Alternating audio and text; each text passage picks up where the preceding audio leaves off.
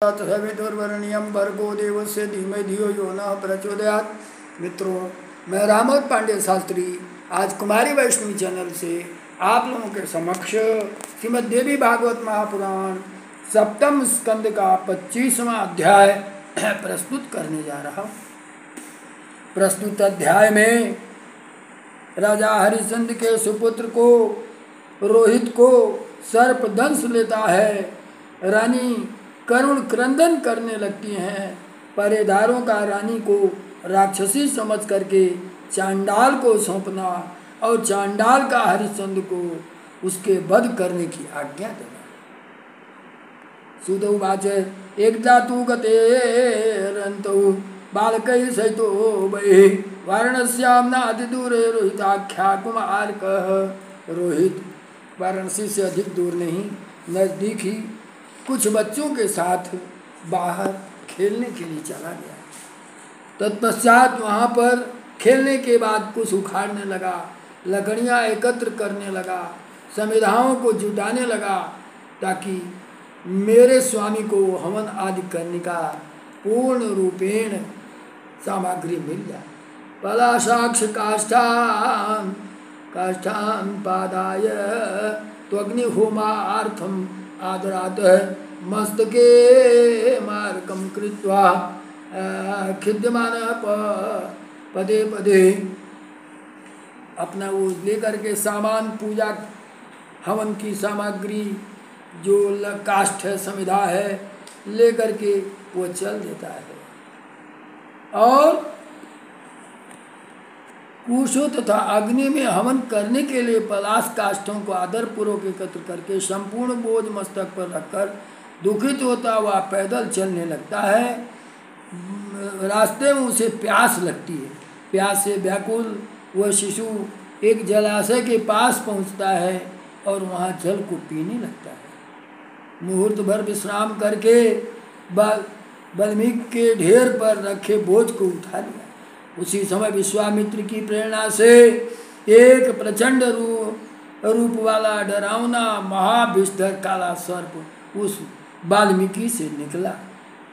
विश्वामित्र आज्ञा तावत कृष्ण सर्पो भयावह महाविशो महाघोरो वाल्मीकांति अंतर्गत तथा तेनासु बालको दृष्ट तदेव स पपात। रोहिताख्यमृतं दृष्ट्वा यजुर्बालादुजालयः। सर्पबालक रोहित को डस लेता है। उसी समय भूमि पर गिर पड़ता है। रोहित की मृत्यु हो जाती है। विप्रदासी अब रोहित की माता के सामने खड़े होकर ब्राह्मण के घर गया। कुछ लोग व्याकुल होकर के रोहित के मृत्यु का समाचार उसकी माँ को सुना दिया। माँ अत्यंत दुखित हुई और इस वज्रपात सदृश वह बात सुनकर के रानी मूर्छित हो गई। जड़ से कटे हुए केले के वृक्ष की भांति वे भूमि पर गिर पड़ी। पपाद मूर्छिता भूमौ छिन्ने कदली तदा अथ स ब्राह्मणारुष्ट पानी नाभ्ययिष्यत। अब ब्राह्मण बहुत ही दुखित होता है।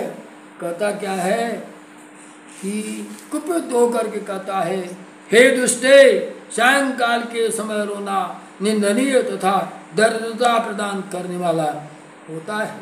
लक्ष्मी कारकम निंद्यम जानती तुम निशामुखे रोदनम कुरुषे दुष्टे लज्जाते हृदय न किम।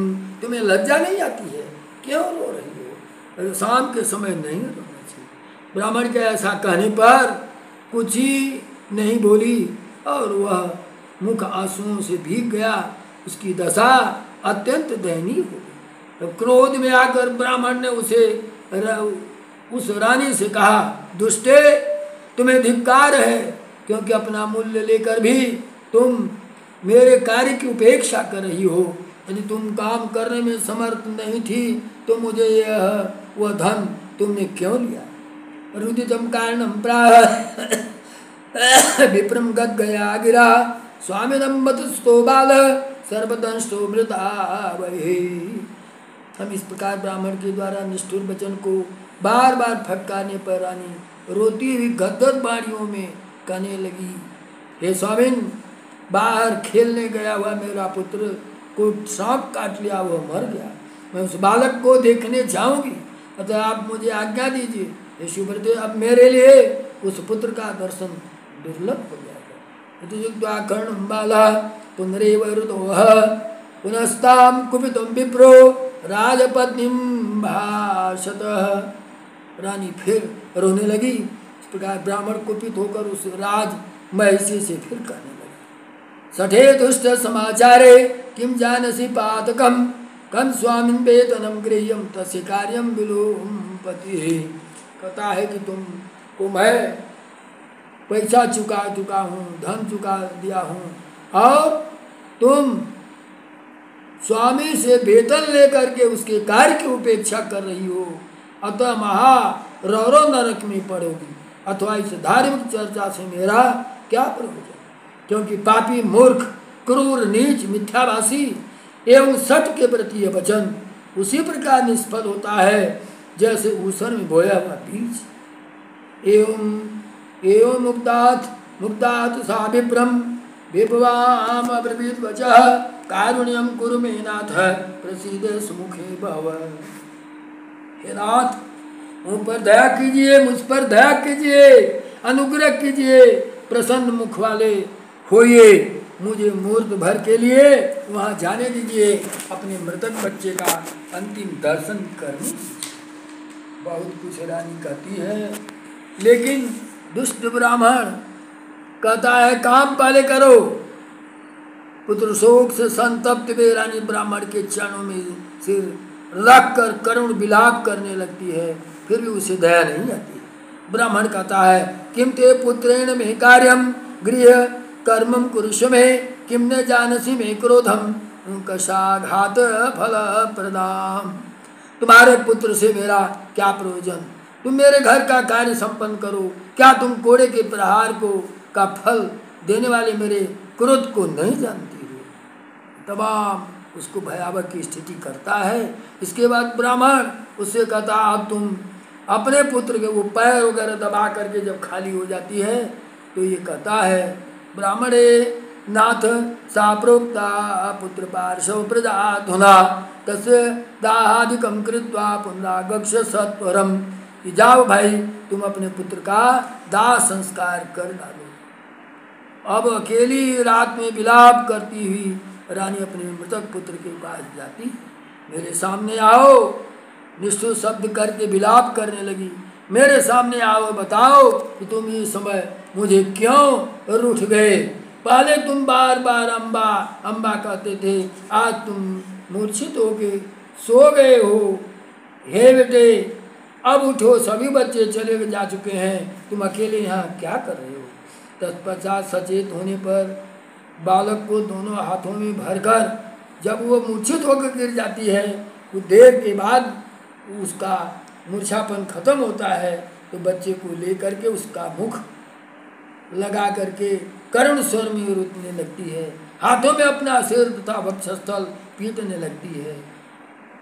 हा राजन को अगते तम पश्येयं बालकं निजं प्राणोभ्यो अभिगरीयेषां भूतले पतितं मृतम्।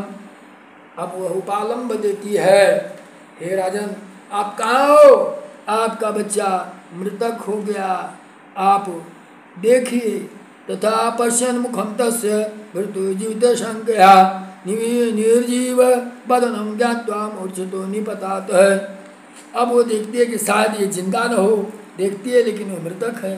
फिर वो क्या करती है कि बड़ी तेजी से रोती रोती मूर्छा के अंतर्गत आ जाती है और कहती है, हे पुत्र, तुम इस भयंकर निद्रा का त्याग करो और शीघ्र जाओ, आधी रात भी अधिक समय हो गया है, सैकड़ों सियारियाँ बोल रही हैं, भूत प्रेत पिशाच ढाकनी आदि के समूह ध्वनि कर रहे हैं, सूर्यास्त कभी बीत चुका है, सारे मित्र तुम्हारे चले गए, अब तुम जाग जाओ और चलो। ऐसा कर करके दुर्बल शरीर वाला रानी पुनः इस प्रकार करुण क्रंदन करती है, हा शीशो, हा बालक, हा वत्स, हा रोहित नाम वाले कुमार, हे पुत्र, तुम मेरी बात का उत्तर क्यों नहीं दे रहे। हे वत्स, क्या तुम वह नहीं जानते मैं तुम्हारी माता हूँ। दीर्घायु पृथ्वी राजा पुत्र पौत्र समन्वितः शौर्य दानारति सत्यो गुरुदेव द्विजार्क।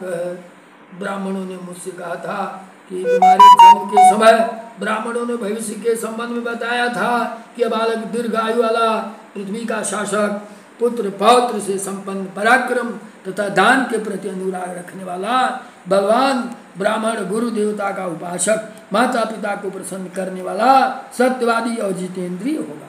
किंतु हे पुत्र, यह सब इस समय असत्य सिद्ध हो गया।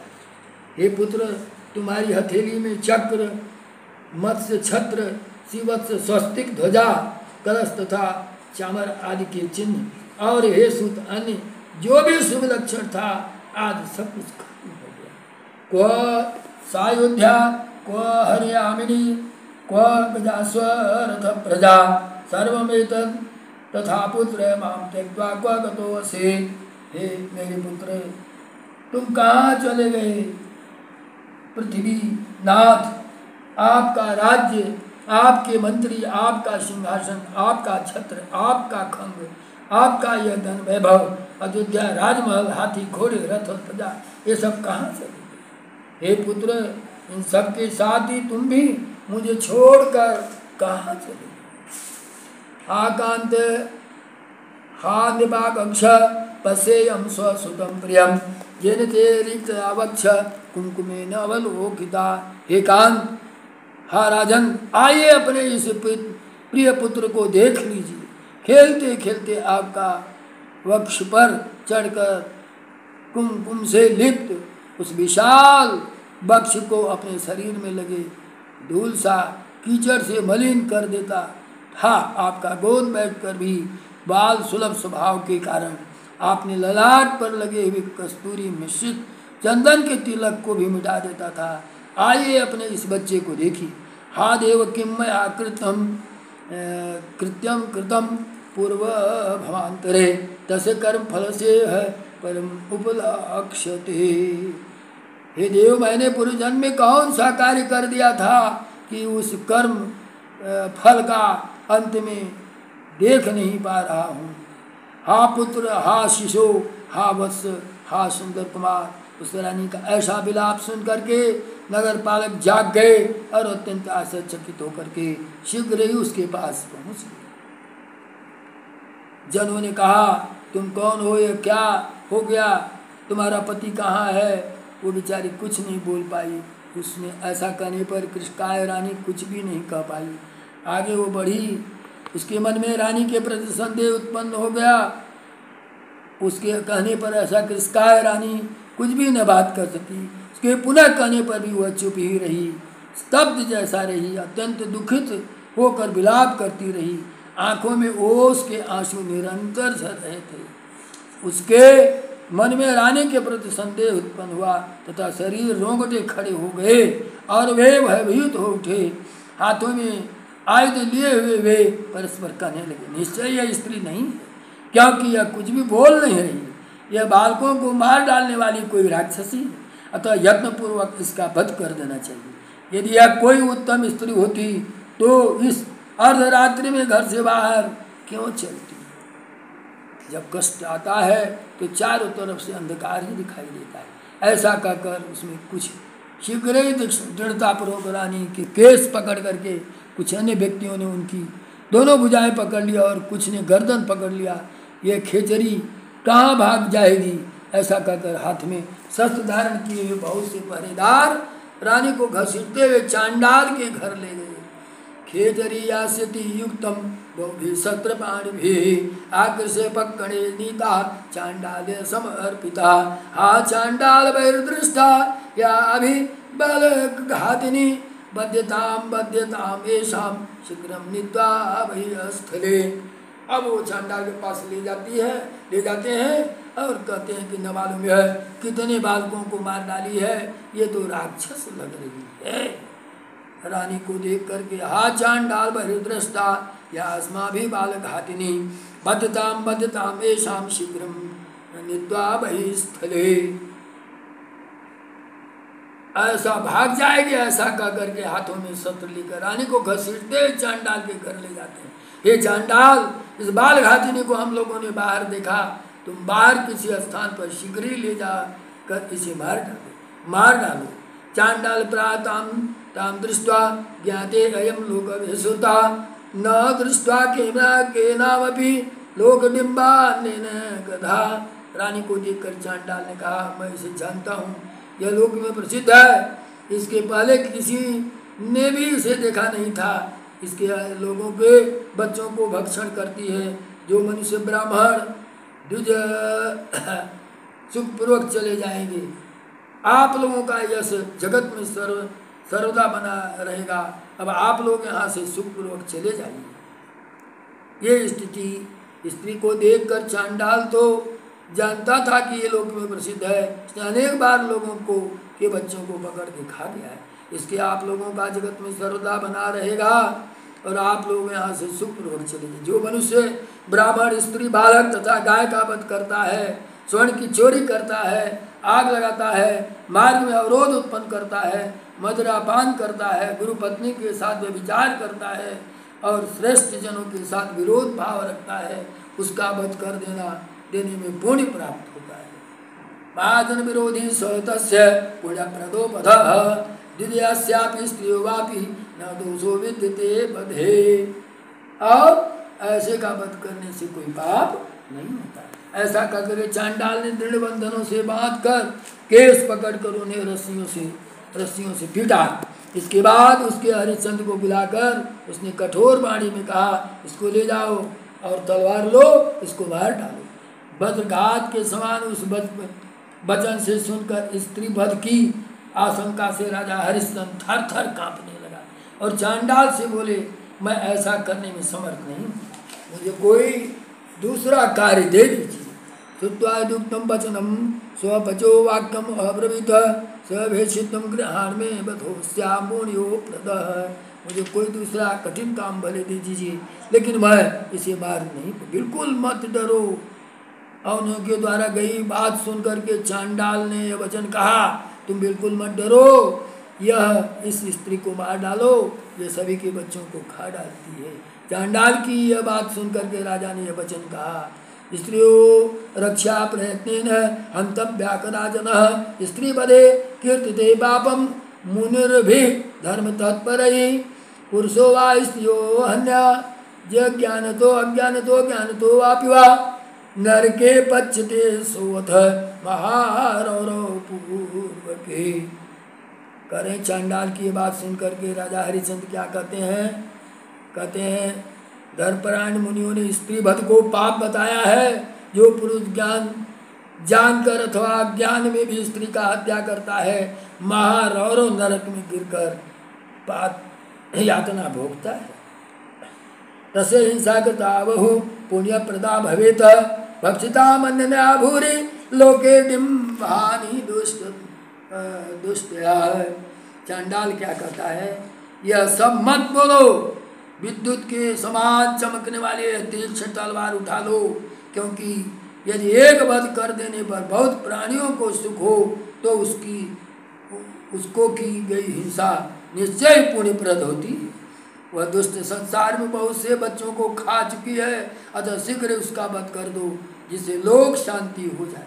राजा बोले, चांडालाधिपते तीव्रम व्रतम स्त्री वधवर्जनम। कहते हैं चांडाल राज, मैंने आजीवन स्त्री वध न करने का कठोर व्रत ले लिया है, अतः मैं स्त्री वध के लिए प्रयत्न नहीं कर सकता, अपितु आपका अन्य कोई कार्य मैं कर दूंगा। चांडाल फिर कहता, अरे दुष्ट, स्वामी के इस कार्य को छोड़ करके तुम ऐसी बातें कर रहा है। राजा ने कहा, हे चांडालनाथ, आप मुझे कोई अन्य कार्य दीजिए। चांडालनाथ मेदेहि प्राप्य अन्यत सुदारुणम, कठिन कार्य भी देंगे तो उसे मैं कर दूंगा, लेकिन आप स्त्री वध मुझसे न कराएं। सिद्ध और गंधर्वों सहित इंद्र को भी तीक्ष्ण बाणों से मार कर उन्हें जीत लूंगा, लेकिन यह कार्य मुझसे न कराइए। एवं श्रुत्वा ततो वाक्यम हरिश्चंद्रस्य भूपते चांडाल कुपितो प्राह वेपमानम महीपतिम। राजा हरिश्चंद्र का यह वचन सुनकर उस चांडाल ने क्रुद्ध होकर थर थर कांप रहे उस राजा से कहा, चांडाल बोलता है, न ये तद्वाक्यम सुघटितम यद वाक्यम दास कीर्तितम। सेवकों के लिए जो बात कही गई है वह बात तुम्हारे व्यवहार में लक्षित नहीं होती। चांडाल की दास्ता करते हुए देवताओं जैसी बात करते हो। अरे दास, अधिक कहने की क्या प्रयोजन, तुम मेरी बात ध्यान से सुनो। निर्लज्ज, यदि तुम्हारे हृदय में थोड़ा भी पाप का भय था तो चांडाल के घर दास्ता करने तुमने क्यों स्वीकार किया। अतः इस तलवार से उठाओ और इसके कमलवत सिर को काट दो। ऐसा कहकर चांडाल ने राजा को तलवार पकड़ा दिया। गृहाणेनम तथा खंगम खंगस्याच्छिन्नं शिरोऽम्बुजम् एवं उक्त्वा अथ चांडालो राज्ञो खंगनिवेदेत। श्रीमद्देवी भागवते महापुराणे अष्टादशसहस्रस्यां संहितायां सप्तमस्कन्धे चांडालाज्ञया हरिचन्दस्य खंग ग्रहण वर्णनां पंचविंशो अध्याय। बोलो माँ जगदम्बा की जय, योग माया भगवती की जय।